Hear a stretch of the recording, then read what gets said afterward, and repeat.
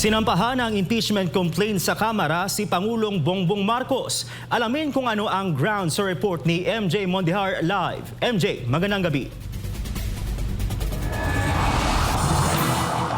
Prince, magandang gabi. Marami ang nagulat sa hakbang na ito ng isang abogado na magsampa siya ng impeachment complaint laban kay Pangulong Bongbong Marcos. At merong isang party list representative na nag-sponsor ng reklamo.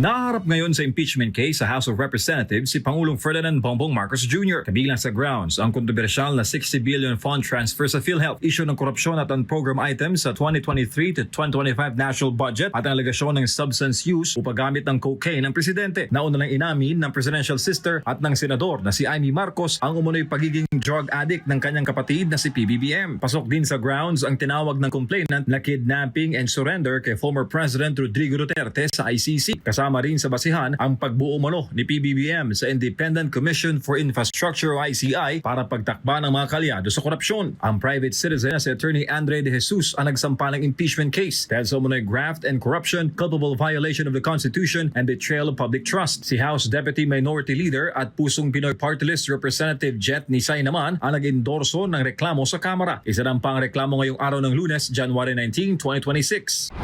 Samantala, para kay Davao City 1st District Representative Paulo Duterte, kaduda-duda ang impeachment case laban sa Pangulo. Saad niya, abogado raw ni First Lady Liza Araneta Marcos ang naghain ng impeachment na siya rin umanong abogado na nagsampa ng disbarment case laban kay Attorney Glenn Chong. Question niya kung conflict of interest ba o political multitasking ang ginawa ng mga nagreklamo. Opposition daw sa umaga, nagrepensa naman sa administrasyon sa hapon. Impeachment sa kaliwang kamay, disbarment sa kanang kamay o tila world-class gymnastics. Sa isang pahayag, sinabi ng Malacanang na ginagalang nilang reklamo laban sa Pangulo. Tiwala rin daw sila sa Kongreso bilang co-equal branch nila sa Ehekutibo. Nagagampanan nila ang kanilang trabaho ng tapat, may integridad at paggalang sa rule of law.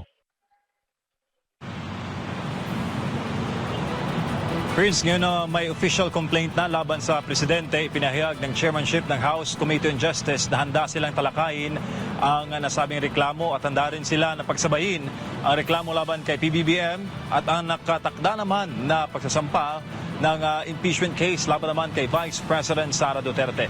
Dadaan ngayon sa pagsusuri ang reklamo kung ito ba ay may sufficient in form and substance at kailangan ng 106 o 100 plus na mga boto, 1/3 ng kabuang boto ng mga kongresista na mahigit sa 300 para mailipat ang reklamo na yan sa Senado na siya mag-aakto naman bilang Senate Impeachment Court. Pagdating naman sa Senate, 2/3 ng mga senador o 16 sa 24 ang dapat pumayag na mapa-impeach nga ang isang nasasakdal sa reklamo na isang impeachable official.